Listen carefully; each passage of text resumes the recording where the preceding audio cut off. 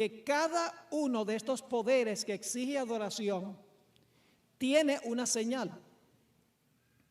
En el libro de Apocalipsis dice que los que siguen a Dios tienen el sello de Dios en sus frentes. Mientras que la mayoría del mundo, nos dice la Biblia, que recibe la marca de la bestia. Es decir, el conflicto final tiene que ver con adorar a Dios y recibir su sello, o adorar a la bestia y recibir su marca. Ese será el punto de contención al final de la historia. En Apocalipsis, el capítulo 14 y el versículo 4 dice que los seguidores del Señor siguen al Cordero por donde quiera que va. Mientras que en Apocalipsis 13 y el versículo 3 dice que toda la tierra se maravilla en pos de la bestia. Es decir, el conflicto final tiene que ver con adoración. Adoración a Dios o a la bestia. Recibir la marca de Dios, el sello de Dios o la marca de la bestia. Ahora, como el conflicto final tiene que ver con adoración, nos es necesario estudiar la adoración desde una perspectiva bíblica. La primera pregunta que queremos hacernos es esta: ¿qué distingue al verdadero Dios de todos los falsos pretendientes? Vayan conmigo a Primera de Crónicas, el capítulo 16 y el versículo 26. Primera de Crónicas 16, 26. Vamos a ver qué es lo que distingue al verdadero Dios de todos los falsos pretendientes. Dice allí en Primera de Crónicas 16, 26: porque todos los dioses de los pueblos son ídolos, mas Jehová hizo los cielos. ¿Qué distingue al verdadero Dios de todos los que dicen ser Dios y no lo son? El hecho de que Dios es el creador. Otro texto donde encontramos la misma lección se encuentra en el Salmo 95 y los versículos 1 al 6. Y aquí vamos a encontrar otro punto clave.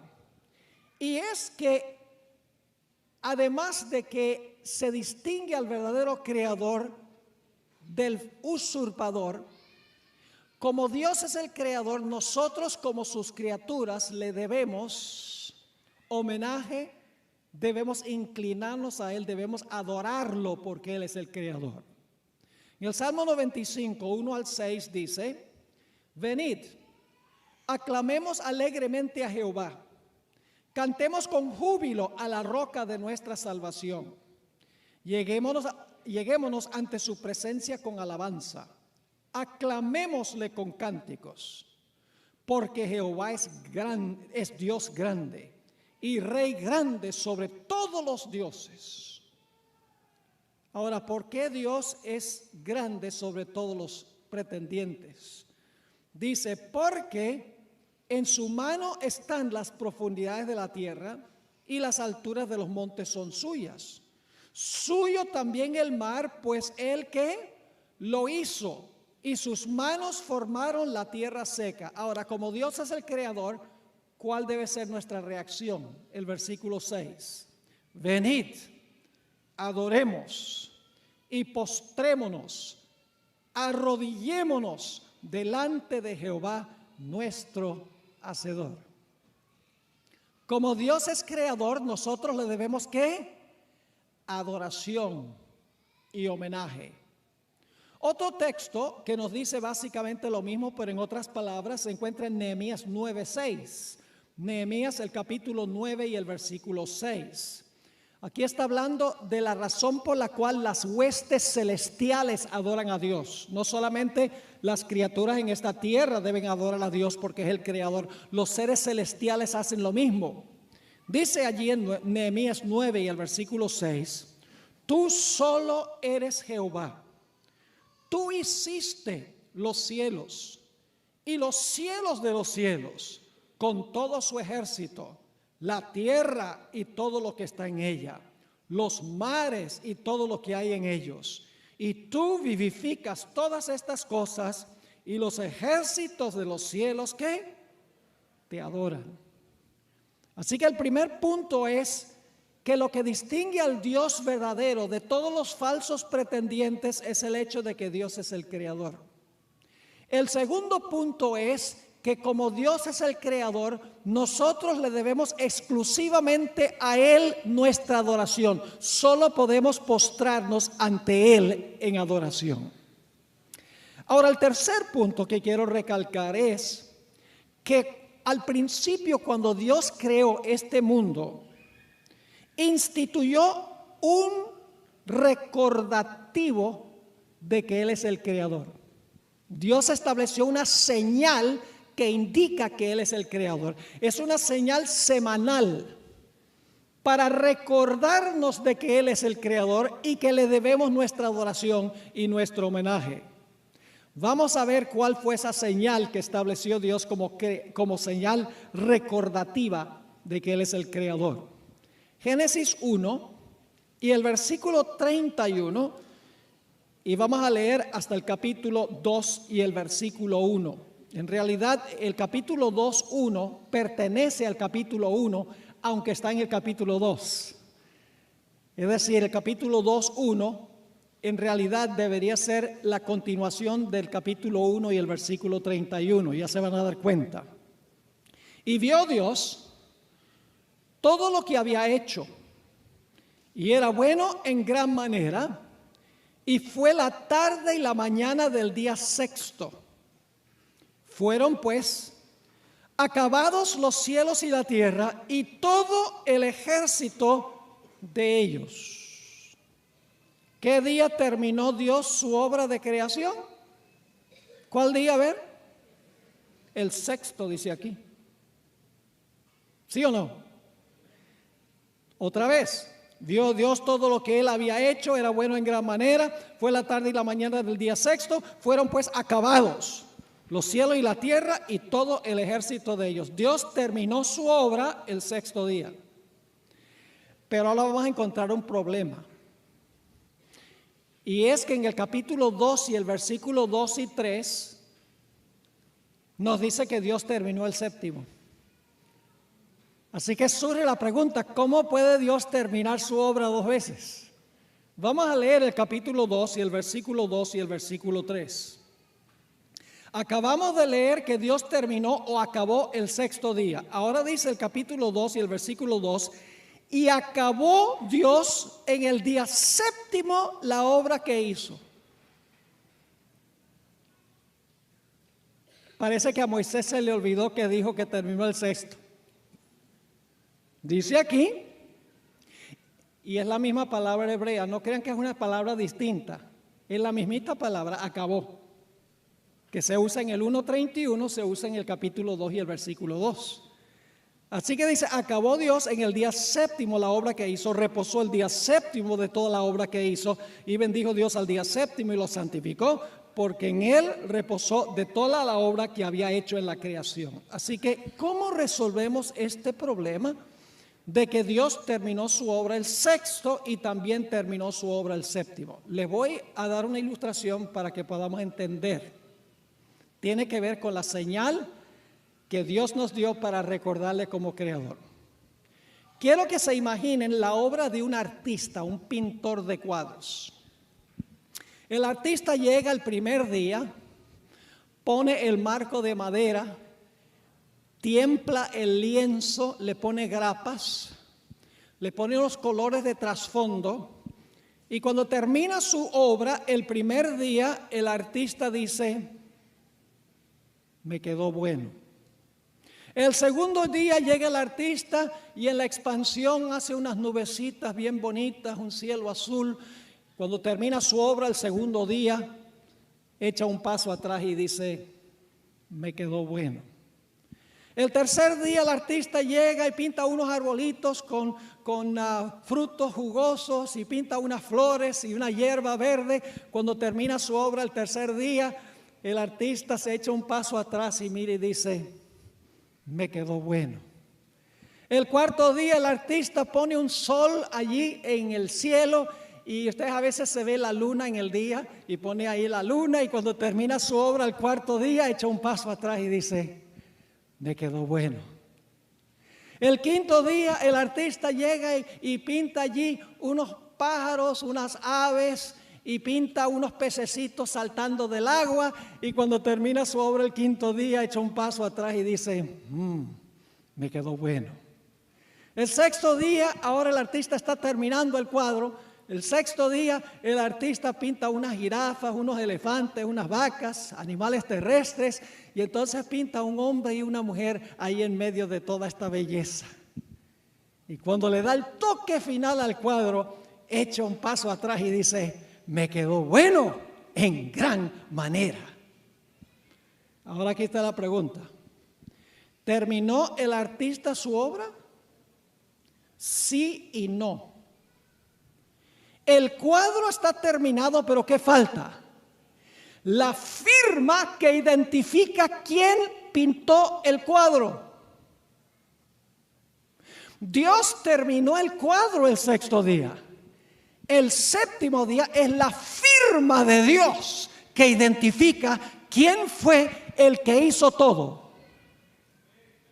El cuadro en sí completado el sexto día, pero la firma es el séptimo día, identificando quién fue el creador.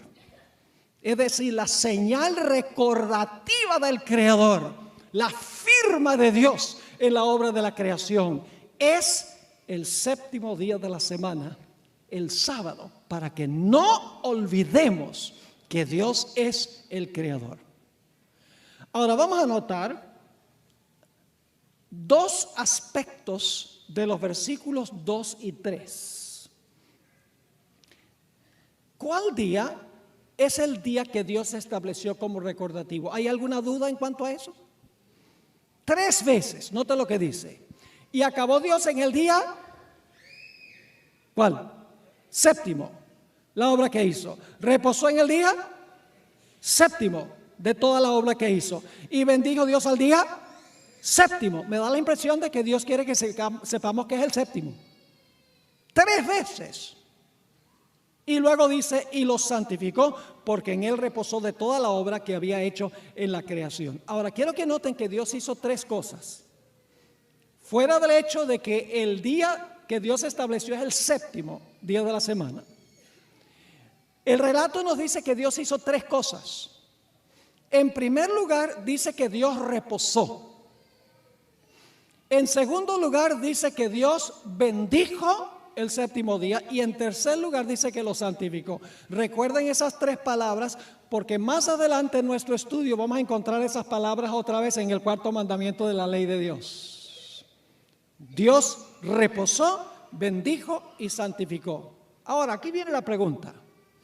¿Los días de la creación fueron literales de 24 horas o fueron largos periodos de tiempo de miles o de millones de años? No cabe duda por el relato de la creación que los días de la creación fueron días literales como los que conocemos hoy en día. Y ustedes dicen, ¿cómo sabemos eso? Les voy a dar varias razones. En primer lugar, la Biblia dice que cada día tuvo tarde y mañana. Sería ridículo decir que fue la tarde y la mañana del primer 1.000.000 de años. La expresión tarde y mañana indica de que es un día donde se levanta y se oculta el sol. En segundo lugar, en el Salmo 33 dice que Dios habló y existió.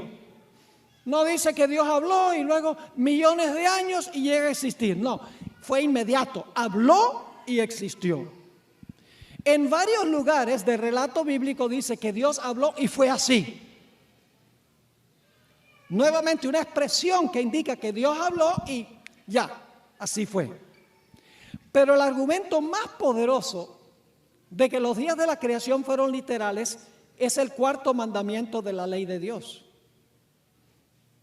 El 4º mandamiento dice que nosotros debemos trabajar 6 y reposar el séptimo, porque Dios trabajó 6 y reposó el séptimo. Ahora, si los días que Dios trabajó y reposó no eran días literales, ¿cómo puede Él decir que nosotros debemos seguir su ejemplo y trabajar 6 días literales y reposar el séptimo día como Él hizo en la creación? ¿Me están entendiendo el punto? Es decir, no cabe duda que los días de la creación fueron literales según la Biblia. Y ustedes van a ver por qué estoy recalcando todos estos puntos más adelante en nuestro estudio. Vamos a hablar al final de la bestia. La bestia contradice todo esto.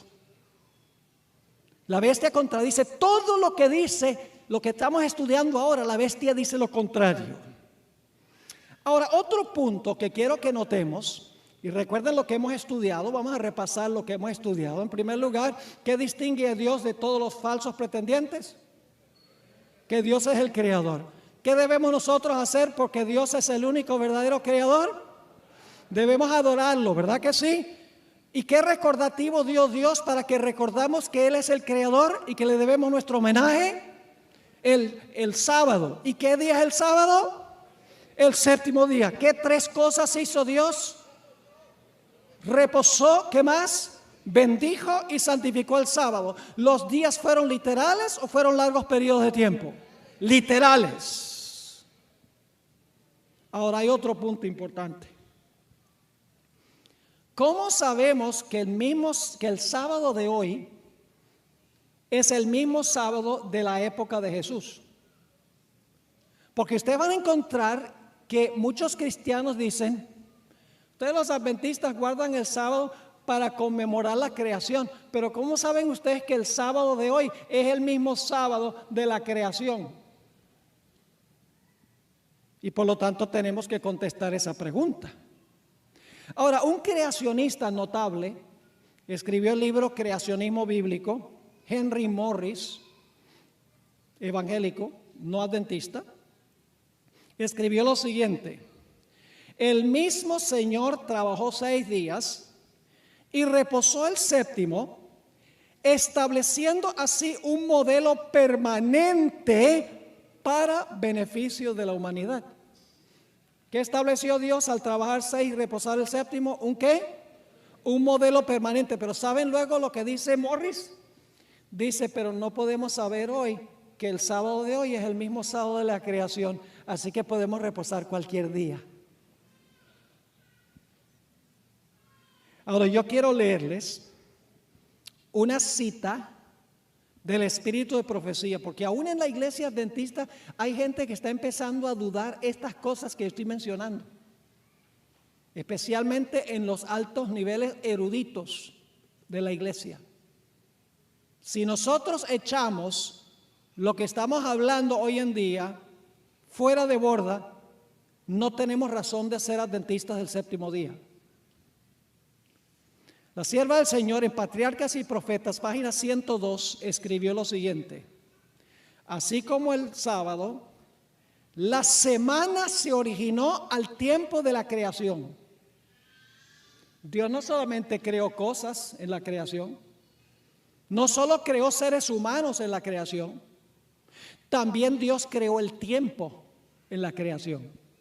Creó el día, creó los meses y creó los años en la creación y creó la semana. Sigue diciendo la sierva del Señor: así como el sábado, la semana se originó al tiempo de la creación y fue conservada y transmitida a nosotros a través de la historia bíblica.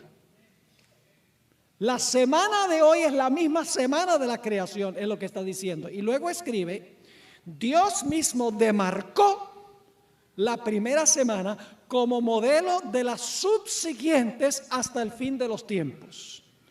Como las demás, consistió en 7 días literales. Se emplearon 6 días en la obra de la creación y en el séptimo Dios reposó y luego bendijo ese día y lo puso aparte como día de descanso para el hombre.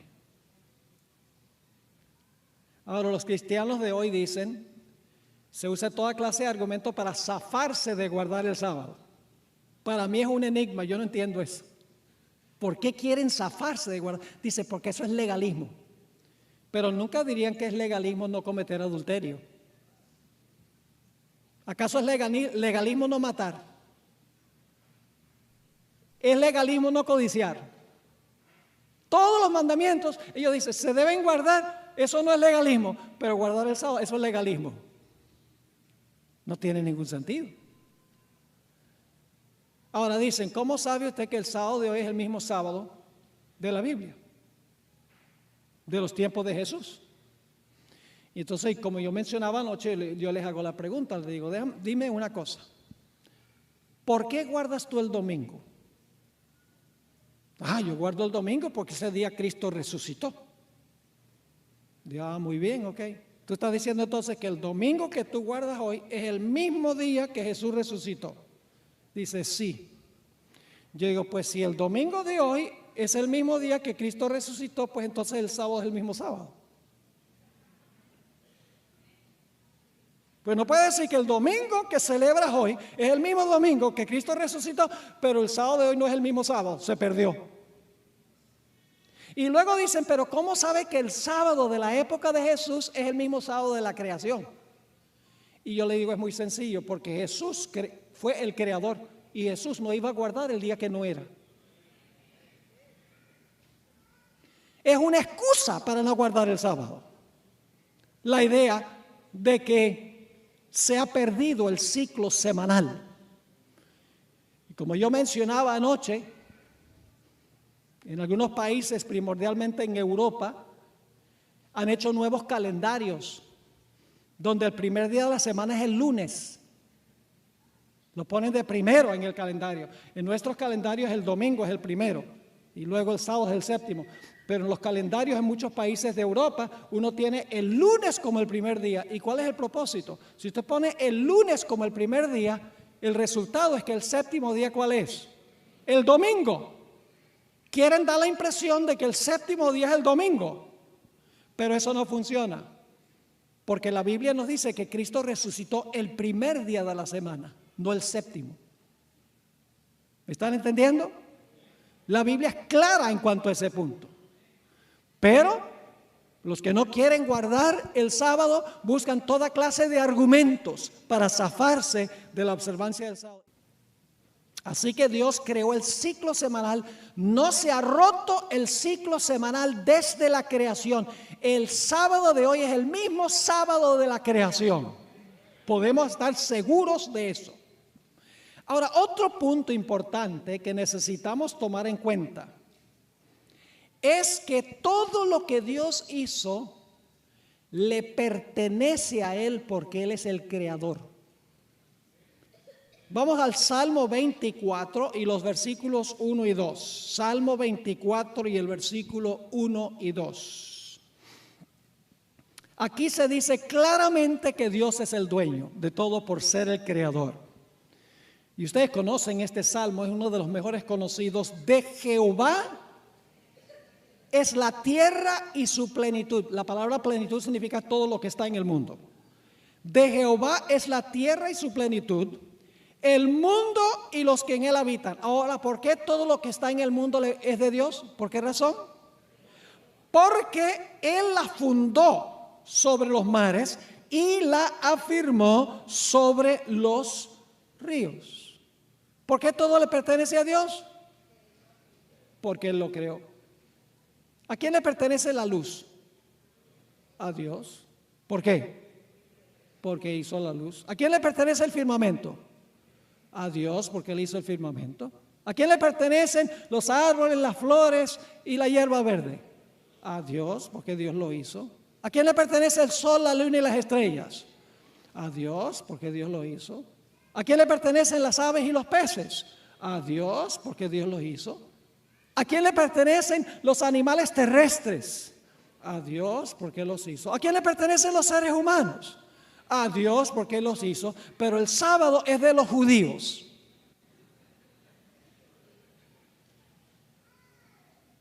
¿Quién hizo el sábado? Entonces, ¿de quién es? No es de los judíos, es de Dios. Porque lo hizo. No solo hizo lo que creó los primeros 6 días, hizo el sábado también.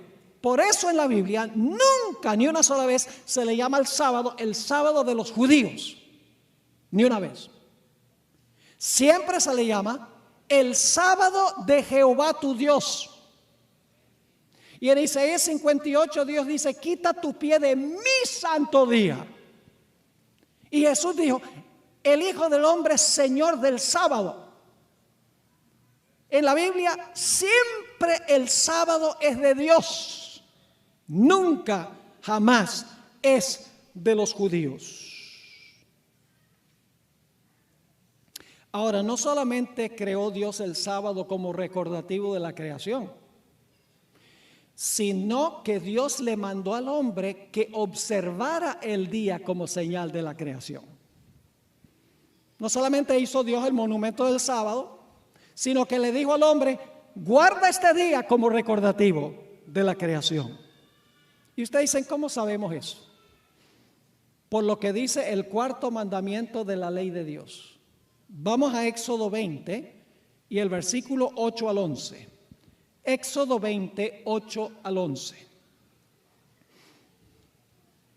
Acuérdate. ¿Qué indica la palabra acuérdate? Solamente puedes acordarte de algo que ocurrió antes.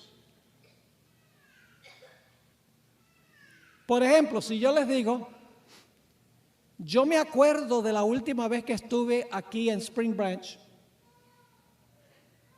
me acuerdo de algo que sucedió en el pasado. ¿Correcto? Así que yo pregunto, ¿el sábado existía antes que Dios diera el cuarto mandamiento? Claro, porque dice acuérdate. Acuérdate, dice, del día de reposo para santificarlo. 6 días trabajarás y harás toda tu obra. Mas ¿el qué? ¿Eso es lo que dice en Génesis? ¿Dice el séptimo en Génesis? Sí. ¿Ha cambiado el día?